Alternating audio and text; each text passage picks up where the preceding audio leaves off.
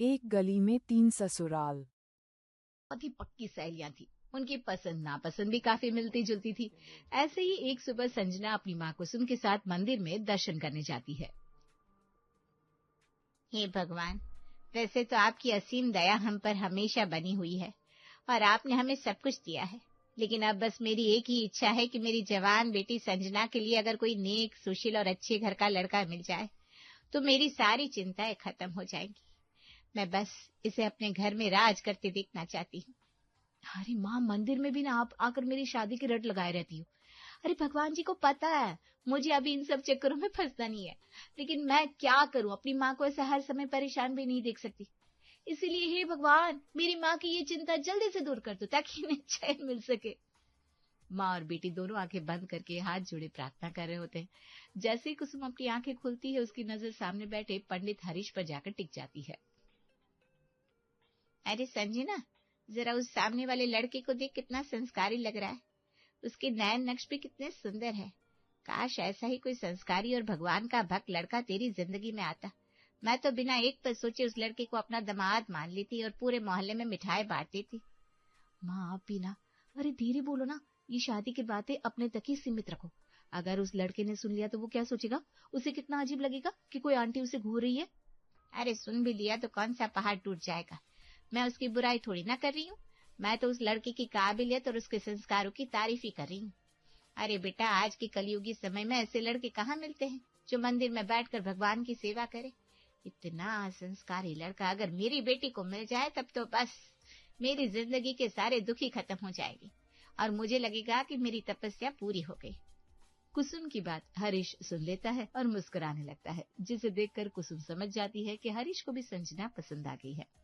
कुसुम अब उसे अपने घर बुलाने लगती है। हरीश अब अक्सर संजना के घर आने जाने लगता है और संजना से मीठी मीठी बातें करने लगता है। वहीं दूसरी तरफ पूजा के पिता सुनील, जो पुराने समय के मशहूर बॉक्सर थे और अपनी फिटनेस को लेकर बहुत गंभीर रहते हैं। ऐसे ही एक सुबह, अरे पूजा बेटा, आज तुम जब चने भिगो तो थोड़े चने ज्यादा रख देना। एक बॉक्सर की डाइट के लिए चने बहुत जरूरी होते हैं।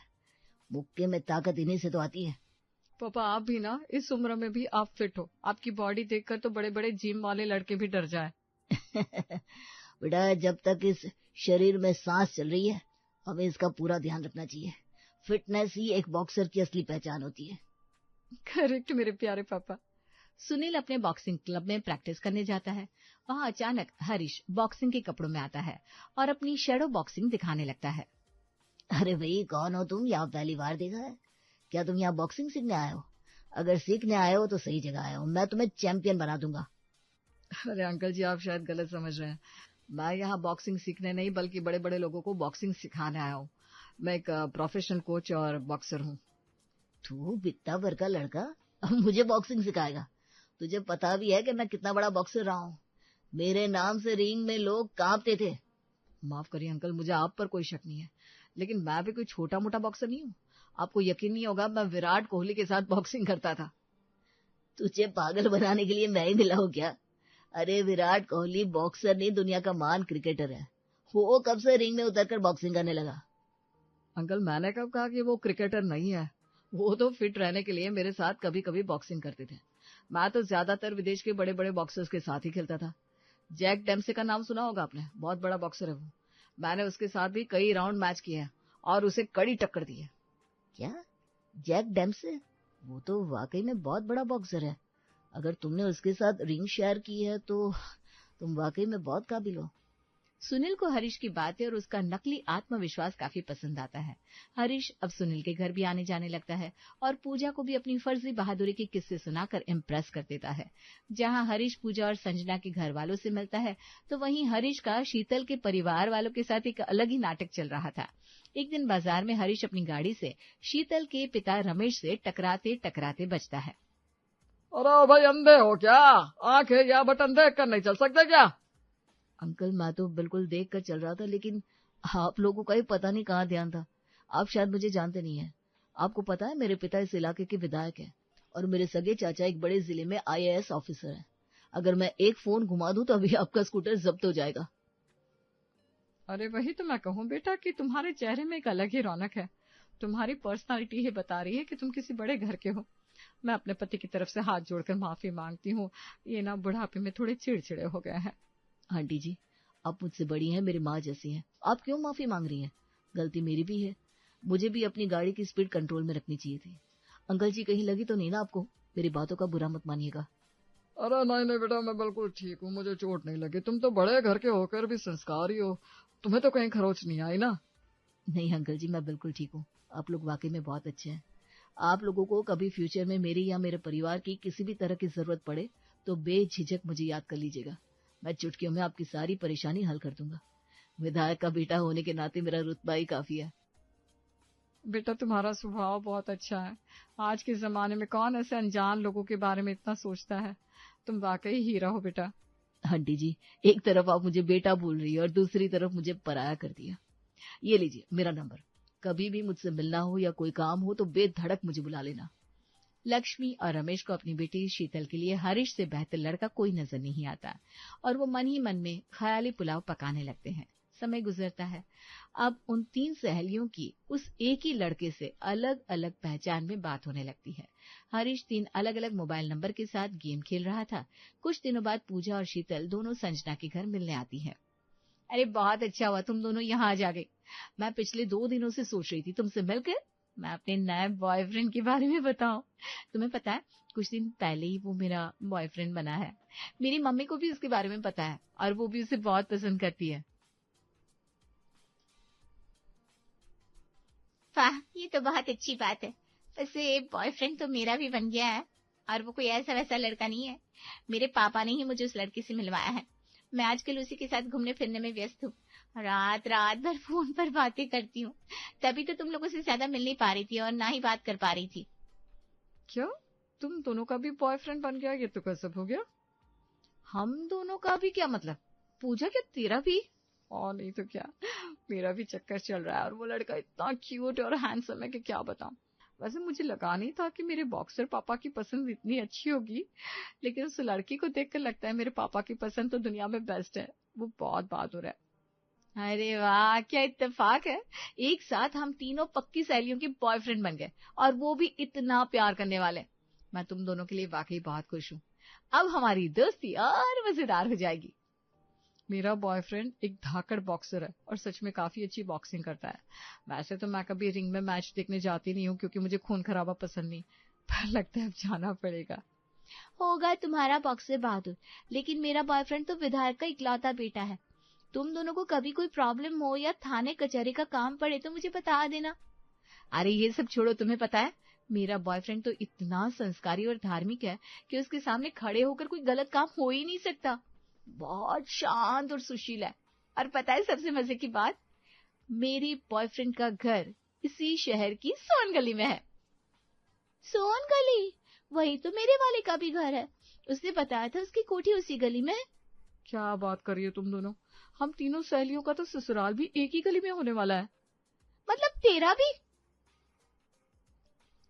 यार मैं तो सोचकर पागल हुई जा रही हूँ। एक तो हम तीनों को इतना अच्छा लड़का मिल गया, ऊपर से हम तीनों एक ही गली में ब्याह कर जाएंगी।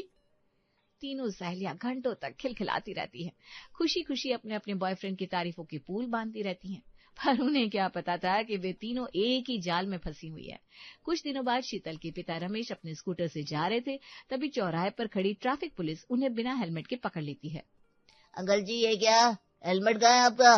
अरे उम्र हो गई है, सिर की सुरक्षा का तो ध्यान रखिए। अरे सर जी माफ कर दीजिए, घर से जल्दबाजी में निकला था, जरूरी काम था, इसलिए हेलमेट लेना भूल गया। आगे से पक्का ध्यान रखूंगा, इस बार छोड़ दीजिए प्लीज। हाँ तो ध्यान तो रखना ही पड़ेगा अंकल जी, लेकिन कानून सबके लिए बराबर है।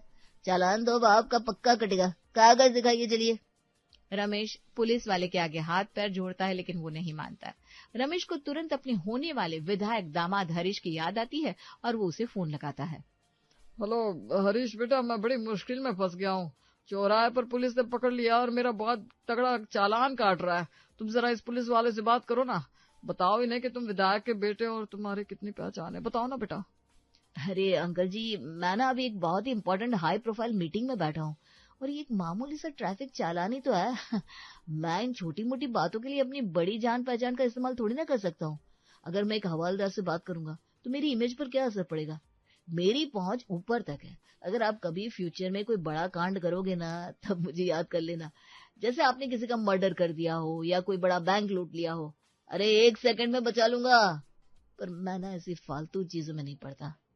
अरे वाह, इतना बड़ा जिगर है मेरे दामाद का, मर्डर करने के बाद भी आसानी से निकलवा देगा। वाकई बहुत ऊंची पहुंच है इसकी। मुझे ऐसा ही तो दामाद चाहिए था। अच्छा बेटा, तुम अपना काम कर लो, मैं यहाँ हैंडल कर लूंगा। रमेश खुशी खुशी चालान भर देता है क्योंकि उसे अपनी पसंद पर गर्व था। कुछ दिनों बाद तीनों सहेलियां अपने अपने घर में अपने अपने बॉयफ्रेंड से कॉल पर शादी की बातें कर रही थी। हरीश, आखिर हमारी शादी कब होगी? अब तो काफी समय बीत गया है। पापा भी अब रोज पूछ रहे हैं लड़की वाले कब आएंगे। अरे जान, अभी काम बहुत है। पिताजी विधायक है ना, तो उनकी रैलियों में व्यस्त रहते हैं। मैं जल्दी घर पे बात करता हूँ। उधर संजना के घर पर हरीश का दूसरा फोन बजता है। हरीश जी, आज तो आपने कहा था कि आप अपने घर पर हमारे रिश्ते की बात करेंगे। हाँ संजना, बात शुरू तो की थी, लेकिन तुम्हें बताया था ना, अभी हाल ही में मेरे दादाजी का देहांत हुआ है, तो घर में अभी मातम का माहौल है। अभी शादी की बात करना ठीक नहीं होगा, थोड़ा रुकना पड़ेगा। फिर पूजा के घर पर हरीश का तीसरा फोन आता है। अरे मेरी प्यारी पूजा, मेरी शादी सिर्फ तुमसे ही होगी, चिंता मत करो। मैं बस अपने अगले इंटरनेशनल मैच की तैयारी में हूँ। ठीक है हरीश, वैसे हम शादी के जोड़े में कितने अच्छे लगेंगे ना, एक बॉक्सर और उसकी दुल्हन। हरीश तीनों को ही बड़ी चतुराई से अलग अलग कहानियां सुनाकर टरका रहा होता है, लेकिन अब तक किसी को इस भयानक सच का पता ही नहीं होता। ऐसे ही समय गुजरता है और एक दिन तीनों सहेलियां अपने अपने परिवार वालों के साथ मंदिर में पहुंच जाती है। अरे संजना, शीतल, तुम दोनों यहाँ अपने परिवार के साथ? अरे मैं तो तुम दोनों को यहाँ देखकर हैरान हूँ। तुम यहाँ क्या कर रही हो? मैंने तो अपने बॉयफ्रेंड हरीश को आज मंदिर में मिलने के लिए बुलाया है। क्या? मैंने भी? क्या? मैंने भी? लो, ये तो गजब इत्तेफाक हो गया। हम तीनों सहेलियों की बॉयफ्रेंड आज इसी मंदिर में एक ही समय पर मिलने आएंगे।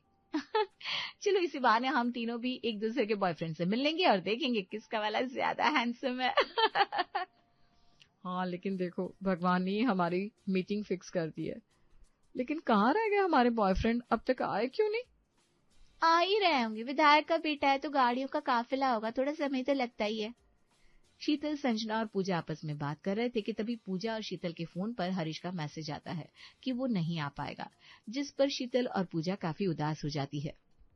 अरे क्यों उदास हो रही हो? अगर वो नहीं आ पा रहा है तो कोई बात नहीं, किसी काम में फंस गए होंगे दोनों। और तो और भले ही वो दोनों नहीं आ पा रहे, मैं उन दोनों से बाद में मिल लूंगी, लेकिन अभी तुम्हारा होने वाला जीजा यानी मेरा होने वाला पति आ रहा है, इसलिए अब तुम दोनों उससे मिलकर ही जाना। तो बिल्कुल ठीक कह रही है संजना, अब उदास होने का कोई फायदा ही नहीं है, क्योंकि हम भी जानते हैं वो दोनों कितने बिजी होंगे। खैर, हम तेरे वाले से मिलकर ही चले जाएंगे। सब लोग बड़ी बेसब्री से हरीश के आने का इंतजार कर रहे होते हैं। कुछ देर बाद सामने से हरीश आता हुआ दिखाई देता है, वो भी सादे कपड़ों में। लो, मेरा संस्कारी पंडित बॉयफ्रेंड तो आ गया, देखो वो रहा। ये कैसा घटिया मजाक है संजना? अरे वो मेरा बॉयफ्रेंड हरीश है, विधायक का बेटा। तुम दोनों का प्रैंक अब मैं समझ गई हूँ, बहुत हुआ, लेकिन मुझे ये नहीं पता था कि तुम लोग इतने नीचे गिर जाओगे कि हरीश को भी इसमें शामिल कर लोगे। ये है मेरा होने वाला पति हरीश, मशहूर इंटरनेशनल बॉक्सर।